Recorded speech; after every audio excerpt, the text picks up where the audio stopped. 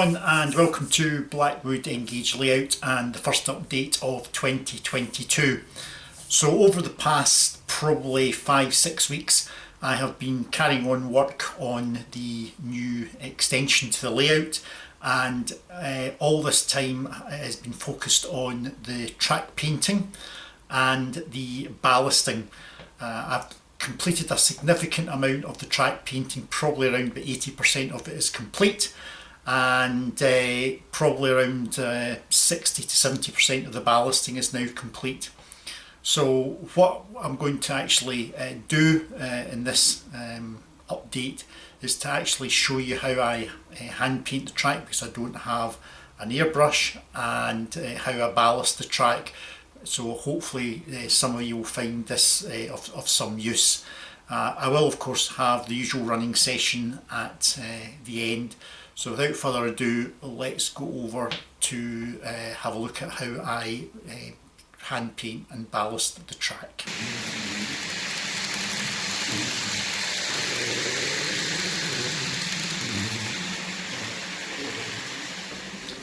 As I said in the intro, I have been spending a lot of time track painting and ballasting, and a number of people have asked over a long number of months how I go about track painting and how I go about ballasting. So hopefully this short section here will explain.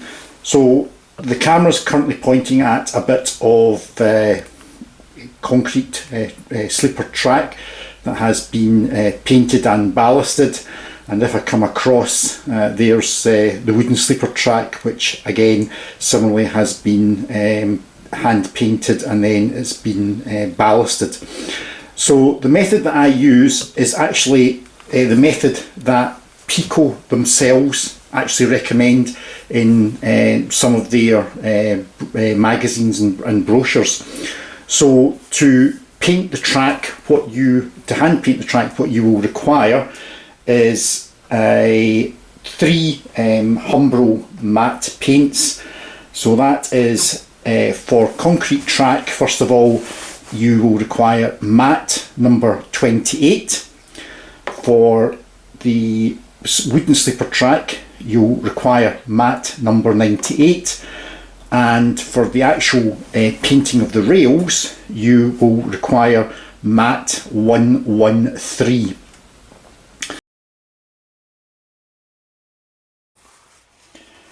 So I've going to paint a little bit of track within the old fiddle yard, just to give you an idea as to what I do. So first of all, the first thing we're going to do is take that shininess away from the wooden sleepers, and this is this type of paintbrush that I was talking about. So it's quite a stiff, quite a broad paintbrush. I've had this for a number of years. You can see it's actually quite worn down now.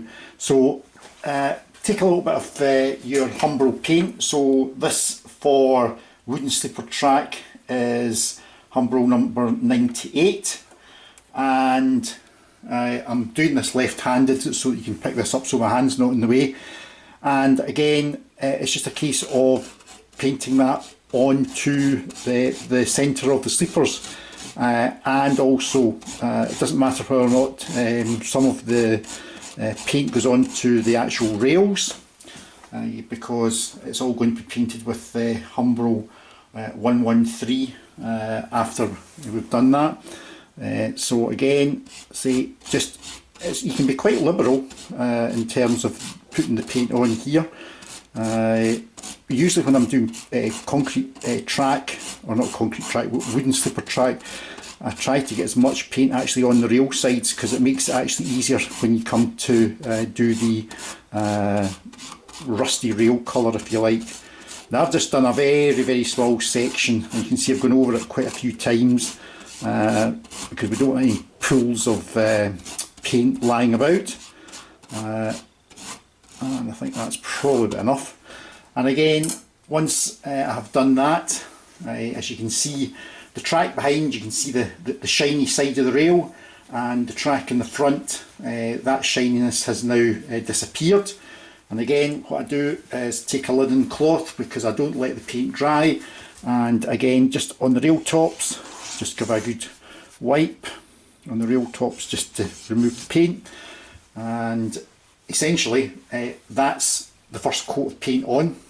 That will take the shininess away from the wooden sleepers, and we now let that dry, and once that's dry we will then paint it with some Humbrol Matte 113 to give the rusty rail look, and once that's done then it's ready to be ballasted.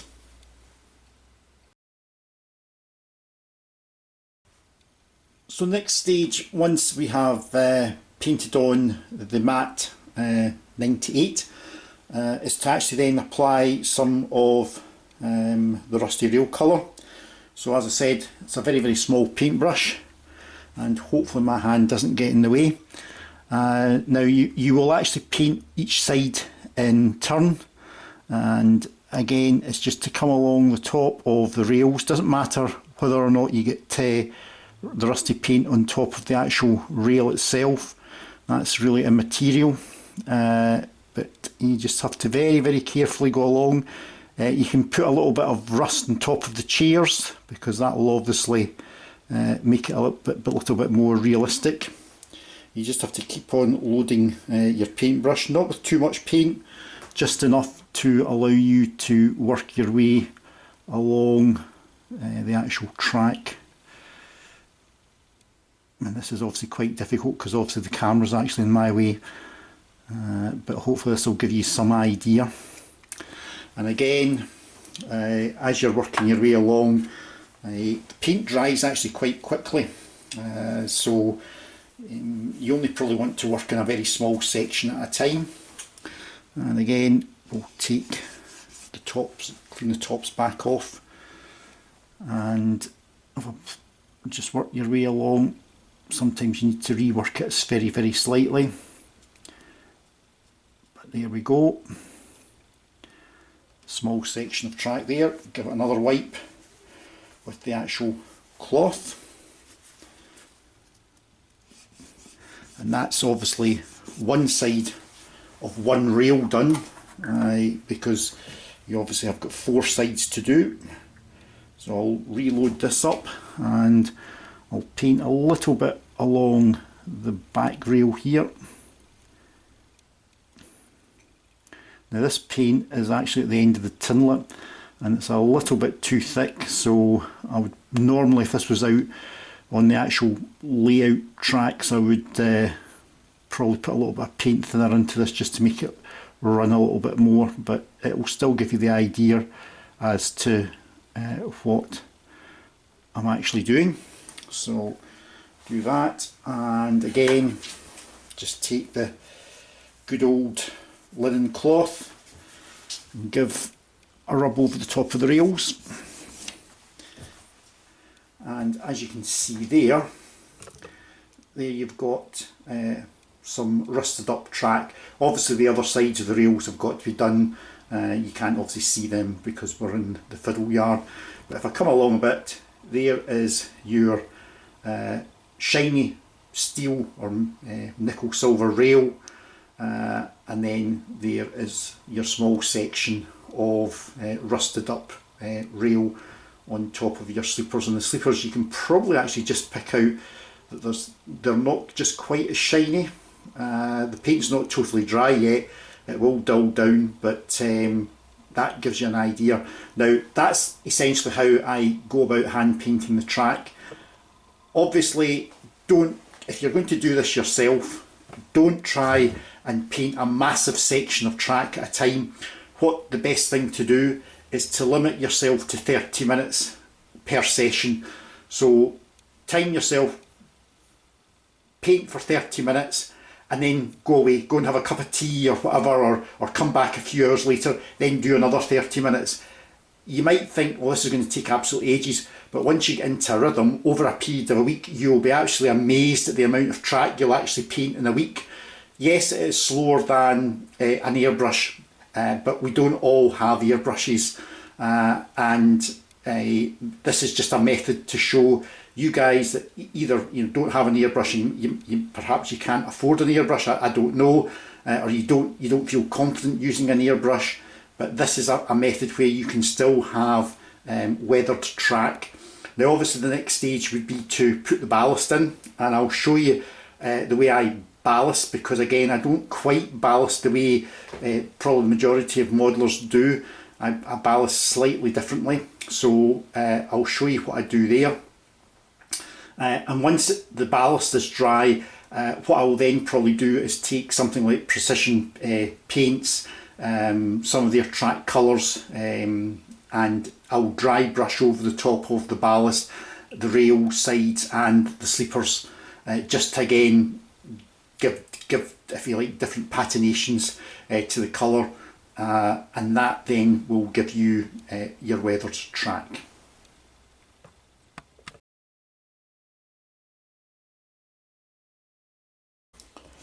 To ballast the track, what I use is Gagemaster. I've used Gagemaster throughout the whole layout. So this is Gagemaster GM115, which is a grey granite ballast for N gauge. Now this is a ½ kilogram bag. You can get smaller bags than this, but I'm using the ½ kilogram bags because there is quite a substantial amount of ballasting to be done on this new section of the layout. So what I'll show you now is how I go about ballasting. So first of all, what I ballast when I come to do the tracks is I ballast up the centre of the track first of all. So I usually dispense the ballast into a plastic container, and then it's simply fed onto the track just using a teaspoon, just along the middle of the track, and then take the good old finger and just move it along. I'll just obviously just ballast this very small section, give it a good rub down. Again, I take my, just to try and settle the ballast, and then I have a very soft paintbrush, and it's a case of just working your way along sleeper by sleeper, just settling the ballast down.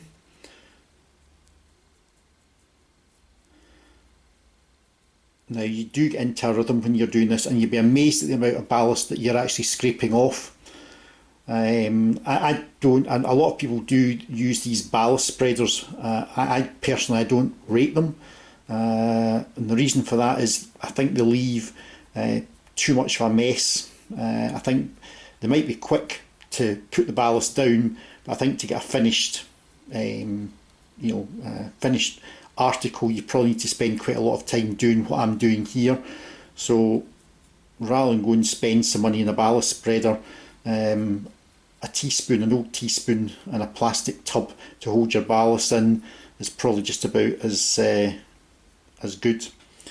Now I've gone along that, it's in one pass. What I'll do is I'll go along a second time. I'll actually give this another, just to tamp it down. This can be a little bit time consuming, because what you're not wanting is you're wanting to get all the ballast off the sides of the rails, because when the glue goes on, we don't want these wee tiny granules sticking to the sides of the track, or it may give you some running issues. And likewise, we're not really wanting ballast lying on top of the actual rails. If you actually maybe go to a mainline station, or where there's fast trains that go through, you very rarely see any ballast actually lying in the middle of the track. So as I say, I'm just working my way along here, just very gently, very gently, work all the way along. You might need to do this maybe 2, maybe 3 times. And again, just like when you're painting the track, work in a small section at a time. Don't try and say, oh, I'm going to go out this afternoon and I'm going to ballast 5 metres of track, because you won't do it. Well, I'm not saying you won't do it, but you'll probably end up, it'll be a mess. So everything else, little and often. It's probably my motto. Okay, right. So I don't know if this is how this is picking this up. If I zoom in a little bit, hopefully you should see most of the sleepers are clear of ballast. There's no ballast lying on top of them. It just needs a little bit of fettling now.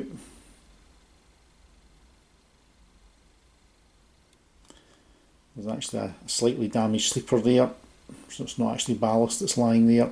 Probably need to remove that sleeper at some point and put in a dummy sleeper.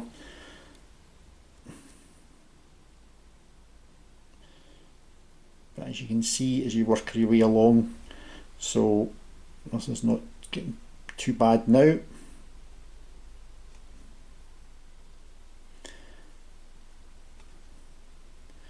So once I've done that, obviously I'll do a longer section than that, but once that is done, I don't actually then put the ballast along the sides here. This is where my method is slightly different from everybody else's. I will in actual fact glue this ballast down the centre, and the way I do it is actually I drop the PVA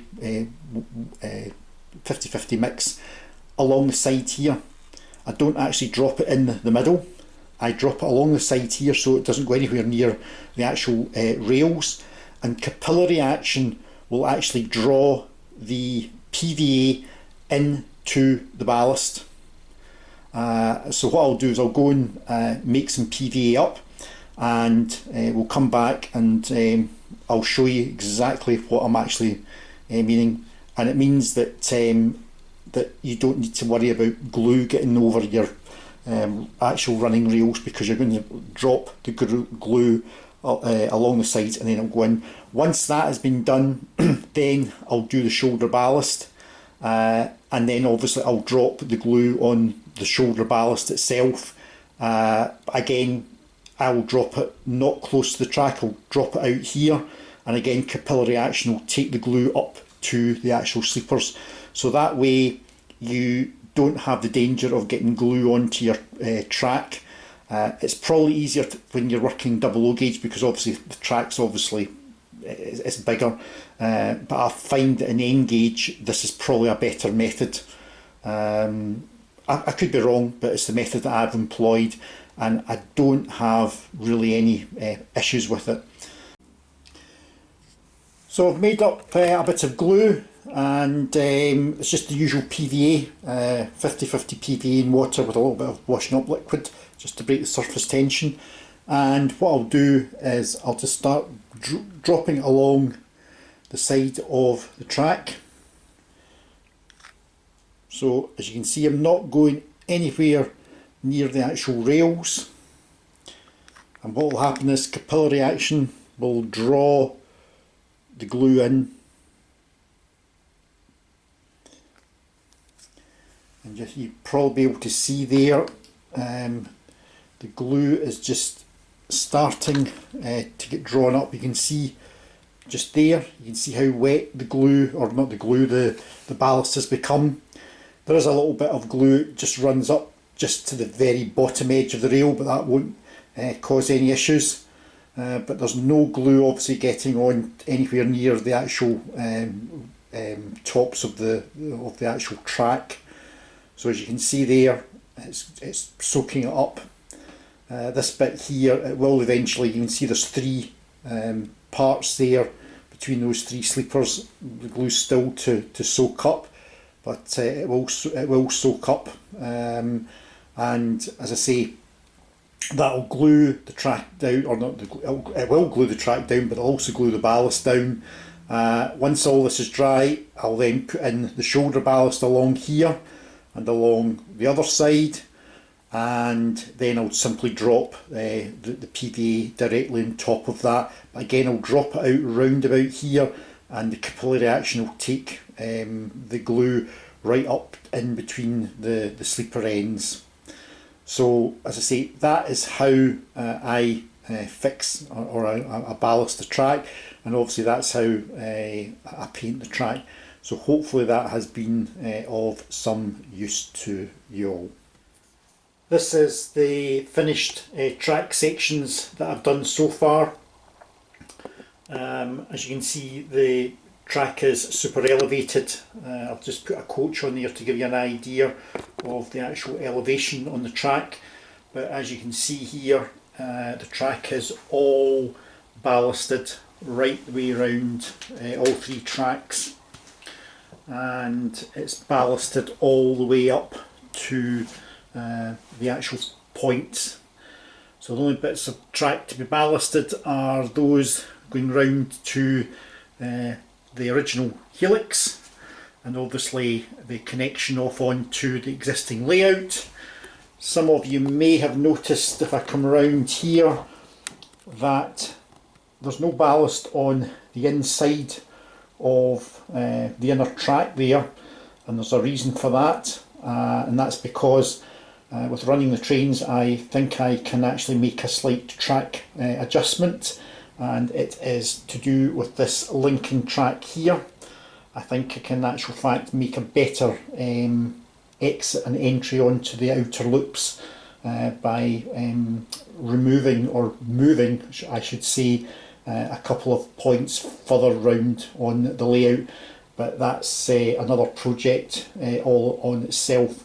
But this gives you some idea of the effect that you can get by hand painting your track, and obviously the ballast technique that I obviously employ.